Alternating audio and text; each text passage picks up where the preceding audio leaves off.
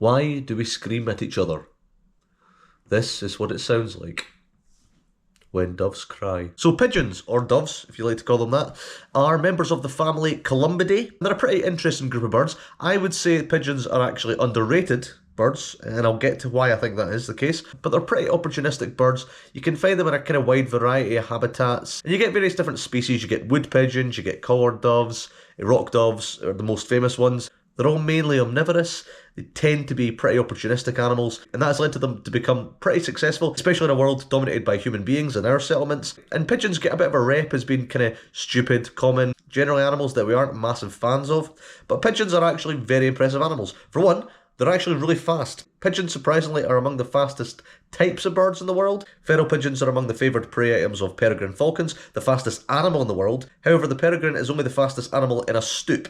But when it comes to a straight powered flight, pigeons will generally outpace a peregrine. Part of the reason the peregrine falcon is so fast is because it hunts animals like pigeons. The main pigeon that we have dealings with is the rock dove, which we have kind of done all sorts of stuff with. We've domesticated over the years, selectively bred to no end, and a lot of those have got out and become feral, and they're the ones you'll tend to find in your towns and cities. So rock doves are named as such because they nest in rocky faces of cliffs, generally in colonies. Now throughout much of the northern hemisphere, these colonies would have been pretty common. And if you look at modern day hunter-gatherer societies, people like the Inuits in the Arctic, many of them will go to big seabird colonies to harvest the eggs and the birds themselves. Now early humans would have done very much the same thing, and the fact that rock doves nest in such a similar way, it would be very unrealistic to assume that early humans didn't use them as a food source. And despite people generally thinking of pigeons as being quite stupid, pigeons are one of the most heavily studied birds when it comes to cognition, and they actually test pretty well. They're able to recognise individual faces, and they're able to solve complex problems to some degree. And the most interesting thing with regards to pigeon cognition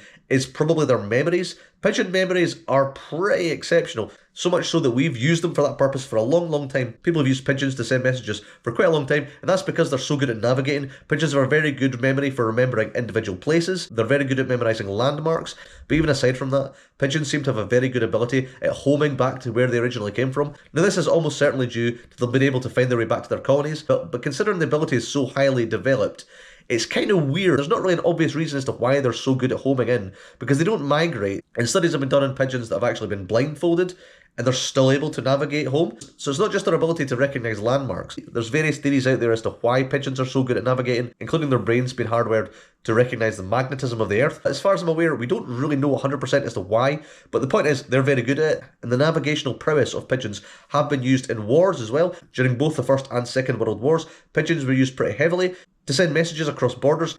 Pigeons were flying into really dangerous war zones and back, and they just seem to know their way. It's really impressive and something that I think we're all aware of, but we don't really give them as much credit. And there's been several pigeons that have got like medals of honour because the timing of some of their messages actually saved lives in the wars. So while I think people think of pigeons as being quite stupid, they're actually quite clever, and they have some of the best memories and navigational abilities in the animal kingdom, so that should not be knocked.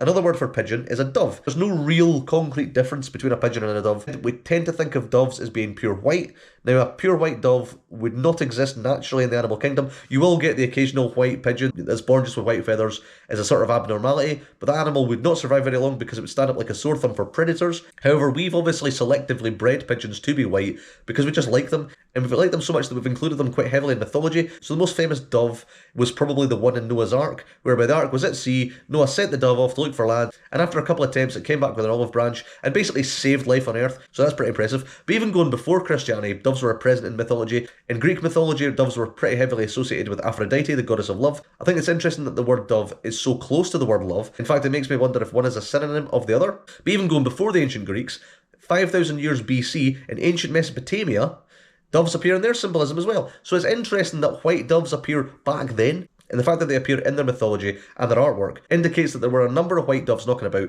which must have been selectively bred. So we must have been breeding pigeons at least 7,000 years ago, which would also make them among the first animals we ever domesticated, or at least among the first animals we ever selectively bred, which basically means the same thing. That's pretty crazy. I knew we domesticated pigeons, but I had no idea until I was researching for this, to be honest, just how long ago it was. Like, that is mental to me. Crazy stuff. And again, another reason why pigeons are actually quite impressive. Now, pigeons today are a pretty common sight. If you live in a town or a city especially, you definitely see pigeons every day. When I live in Glasgow, there's loads of pigeons knocking about. If you walked in Sauchiehall Street, you'd be hard-pressed not to see a flock of pigeons. And almost all these pigeons are feral pigeons. They're feral members of rock doves that we've selectively bred over the years. They must have got out at some point and have just bred and, covered the globe.